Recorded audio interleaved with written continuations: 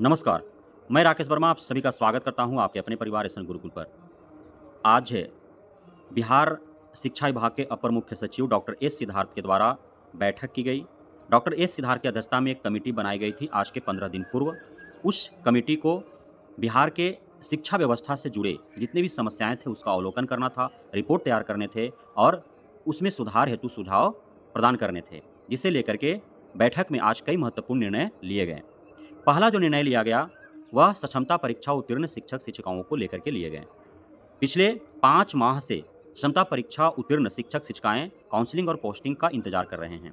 अब उनके इंतजार का घड़ी बेहद जल्द समाप्त होने वाला है। अगले माह में क्षमता परीक्षा उत्तीर्ण शिक्षक शिक्षिकाओं का काउंसलिंग पोस्टिंग किए जाएंगे। पूर्व का जो प्रक्रिया था पोस्टिंग का, उस प्रक्रिया में सुधार हुए हैं, संशोधन हुए हैं। अब जो पोस्टिंग होंगे वो उनके होम डिस्ट्रिक्ट में, होम प्रखंड या फिर वैसे जगहों पर होगा जहाँ से आने-जाने में उनको सहूलियत हो। खास करके जो महिलाएँ हैं, जो शिक्षिकाएँ हैं, जो दिव्यांग हैं, जो असाध्य रोगों से ग्रसित हैं, अस्वस्थ रहते हैं, उ वैसे शिक्षक-शिक्षिकाओं को सहूलियत प्रदान की जाएगी। दूसरा जो निर्णय लिया गया वह सभी नए पुराने बीपीएससी नियोजित शिक्षकों के ट्रांसफ़र को लेकर के लिए गए। चूँकि ट्रांसफ़र की जो प्रक्रिया है, वह बिल्कुल ही शिथिल था, स्थिर था। ट्रांसफ़र के लिए कई दफ़ा माँगें उठी शिक्षक-शिक्षिकाओं की ओर से, लेकिन कई एसीएस आए, गए, कई बार सरकार बनी, बिगड़ी, लेकिन ट्रांसफ़र की प्रक्रिया नहीं अपनाई गई। लेकिन डॉक्टर एस सिद्धार्थ के द्वारा ट्रांसफ़र इसी वर्ष कराए जाने की कवायद शुरू कर दी गई है। ट्रांसफ़र की प्रक्रिया जो अपनाई जाएगी, उसमें नैतिकता और मानवता का खास ध्यान रखा जाएगा।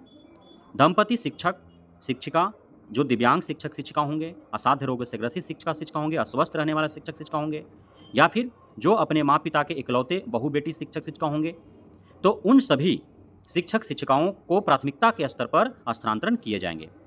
जहाँ तक ऐच्छिक स्थानांतरण और परस्पर स्थानांतरण की सवाल है, तो उस पर अभी 100% सकारात्मक विचार नहीं बन पाए हैं। चूँकि शिक्षा मंत्री ने जैसा कहा, उससे यह प्रतीत होता है कि सभी शिक्षकों का स्थानांतरण वे नहीं कर पाएँगे।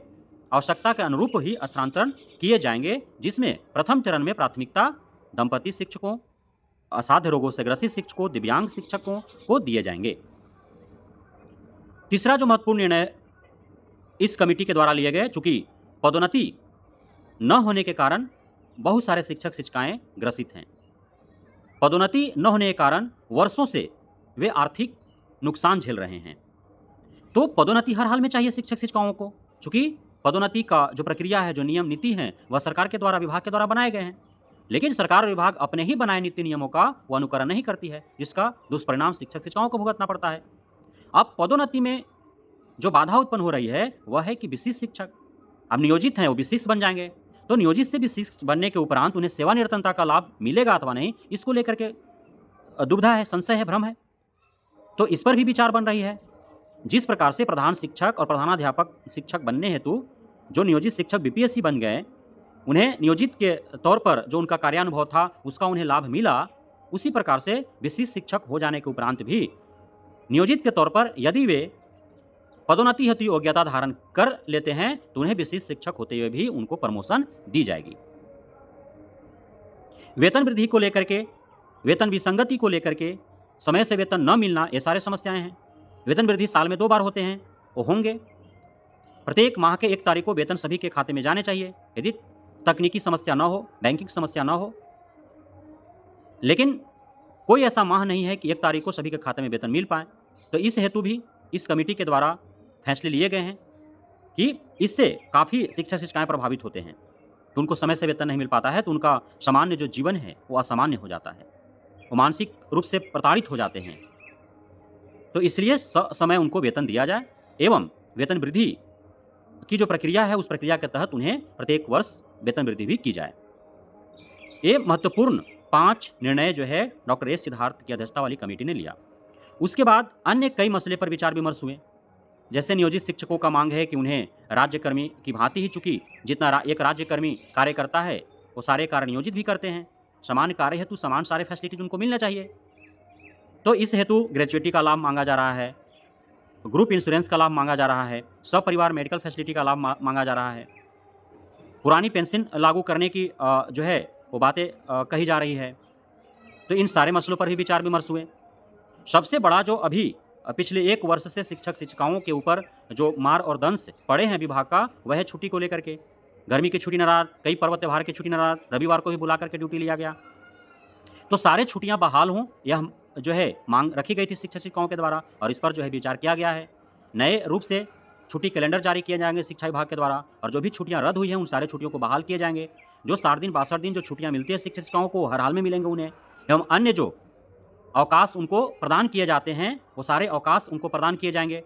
छुट्टी और अवकाश में किसी प्रकार के कोई समझौता नहीं किया जाएगा, वो सारे बहाल होंगे। अन्य कई जो समस्याएँ हैं, शिक्षण को लेकर के, शिक्षक को लेकर के, सरकारी विद्यालय को लेकर के, शिक्षा व्यवस्था को लेकर के, उन सारे समस्याओं का निदान हेतु विचार-विमर्श किए गए। लेकिन ये महत्वपूर्ण जो निर्णय था शिक्षा विभाग का, जिसे आप सभी को जानना बेहद आवश्यक था और ये आपके हित का था। तो इसलिए आपको डॉक्टर एस सिद्धार्थ से उम्मीद बनाए रखना है। बेहद जल्द सारे समस्याओं का निदान कर लिया जाएगा, लेकिन जितना आपको उम्मीद डॉक्टर एस सिद्धार्थ से है, उतना ही उम्मीद डॉक्टर एस सिद्धार्थ को आपसे भी है। तो जितना ढिलाई दिया जा रहा है, उतना ही कड़ाई भी किया जाएगा।